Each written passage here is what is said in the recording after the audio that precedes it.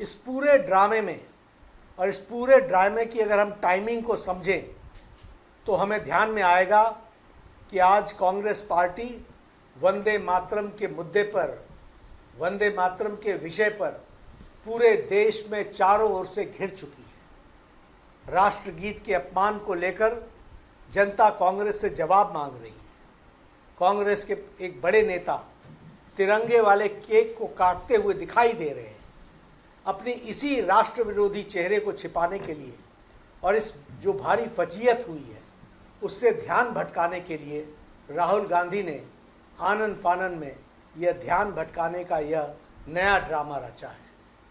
राहुल गांधी लोकतंत्र और बहस की बड़ी बड़ी बातें करते हैं, लेकिन जब देश के माननीय गृह मंत्री जी ने संसद में उन्हें सीधी चुनौती दी कि आइए संसद में बैठिए, संसद में चर्चा कीजिए, हम हर मुद्दे पर चर्चा करने के लिए तैयार हैं, तो वो पूरी की पूरी कांग्रेस पार्टी संसद की चर्चा से भाग खड़ी हुई। संसद के पटल पर जवाब देने की हिम्मत नहीं है, इसलिए सड़क पर बैठकर नौटंकी की जा रही है। आदरणीय प्रधानमंत्री श्री नरेंद्र मोदी जी के पहले ही कह दिया है, उन्होंने कह दिया है कि कांग्रेस एक परजीवी पार्टी है।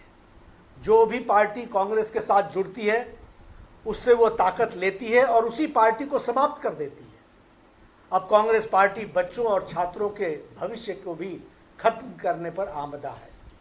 भारतीय जनता पार्टी स्पष्ट करना चाहती है कि देश संविधान, कानून और न्यायिक प्रक्रियाओं से चलता है, न कि किसी परिवार के हठयोग या कैमरा के प्रति उनके प्रेम से चलता है। राहुल गांधी को यह समझ लेना चाहिए कि जनता उनके इस हिट एंड रन वाले रवैये को और राजनीतिक पाखंड को भली भांति पहचान चुकी है।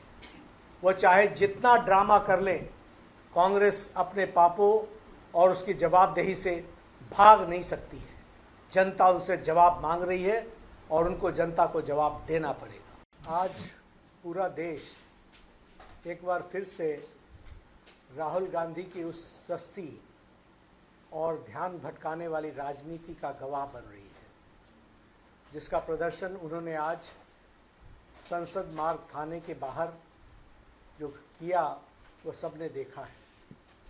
राहुल गांधी जी का आज का यह धरना न तो छात्रों के लिए है और न ही न्याय के लिए है। यह कांग्रेस पार्टी की राजनीतिक हताशा का प्रतीक है और राहुल गांधी की फुटेज खाने की भूख है।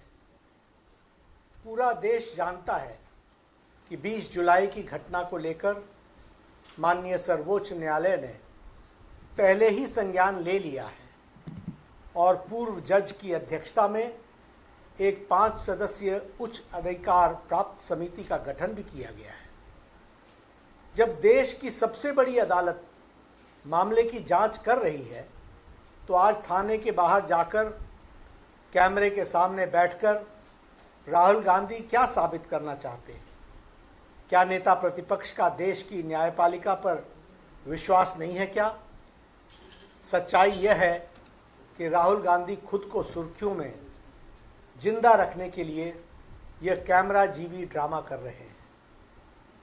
आज जब राहुल गांधी संसद मार्ग में डीसीपी ऑफिस पहुंचे तो उन्होंने स्पष्ट रूप से बताया गया कि दिल्ली पुलिस की क्राइम ब्रांच पहले से ही 20 जुलाई के सभी मामलों में सघन जांच कर रही है।